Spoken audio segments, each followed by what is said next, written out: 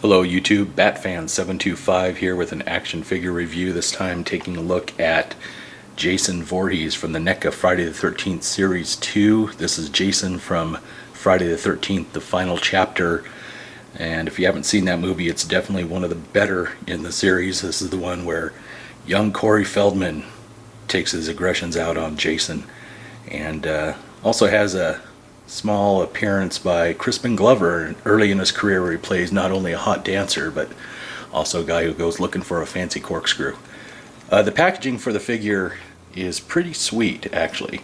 I ended up with two of these damaged versions and decided to keep one packaged in the packaging, and a little poster there from Friday the 13th, the final chapter, picture of the hockey mask, and of course the figure itself.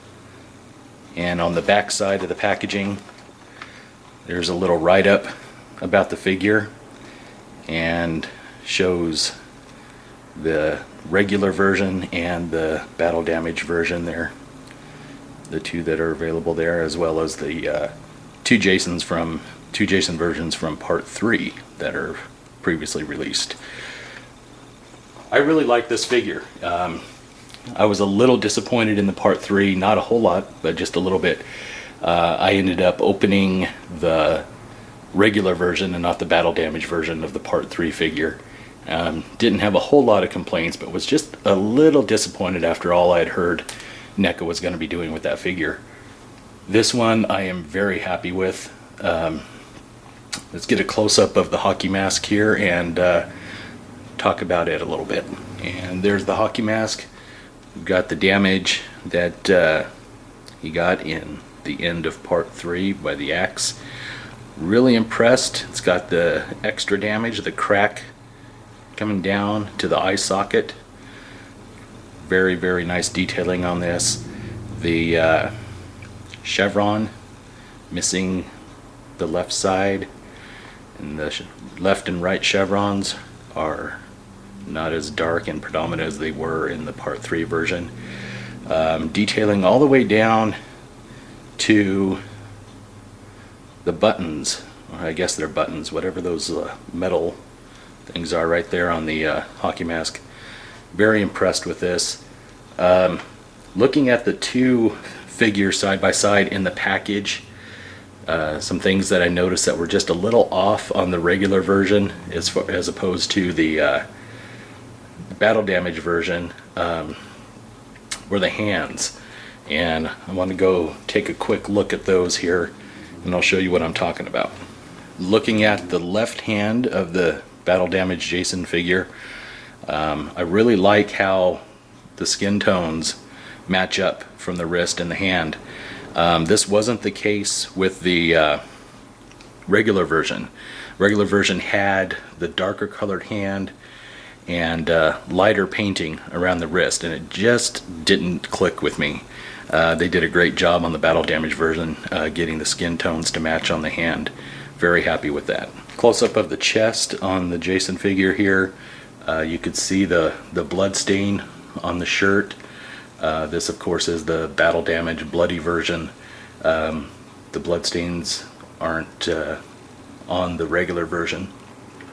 Bloodstains also appear on the pants, here, and here. Really nice detailing. The pants are a little bit darker in color, as is the shirt, than with the part 3 version. Assuming that he's wearing the same clothes that he died in part 3, then he wakes up in the morgue. I don't think he would have changed his clothes, but they are a little bit darker, and I happen to like this figure over the part 3 version very much. This figure comes loaded with articulation. It has a ball jointed head, bends and swivels at the shoulder, bends and swivels at the elbow, bends and swivels at the wrist, can bend and swivel at the leg or at the hips, bends and swivels at the knees, and I know it's intended to bend and swivel at the ankles, but because of the hard plastic on the bottom of the pant leg here, makes it kind of difficult. But with the articulation in the knee, it's really not that big of a deal. You get Jason in a variety of really cool poses.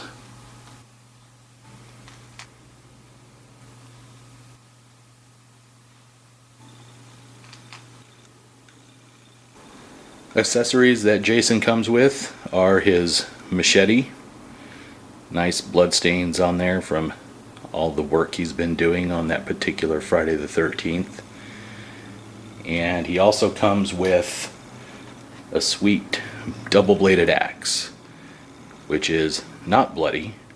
And if I remember right, he does actually use this sort of axe in the movie. He throws it through the door and hits one of his victims with it. And so it was very cool that they included this axe with the figure. And saving the best for last, here is Jason. Look at those uglies.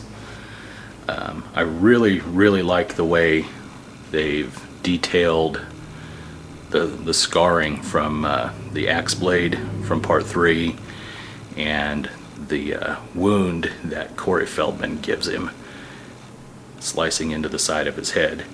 The machete does fit in pretty nicely, so we can reenact Corey Feldman going off on Jason, slicing him through the side of the head and into the eye.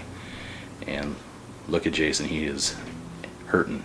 He's not liking this, not one bit. And there we have him back with the mask back on, ready to do his Friday the 13th hunting. Jason Voorhees, NECA, Friday the 13th, Series 2. This one, again, the battle damage version from Friday the 13th, Part 4. Overall, a great figure. Hope you enjoyed this.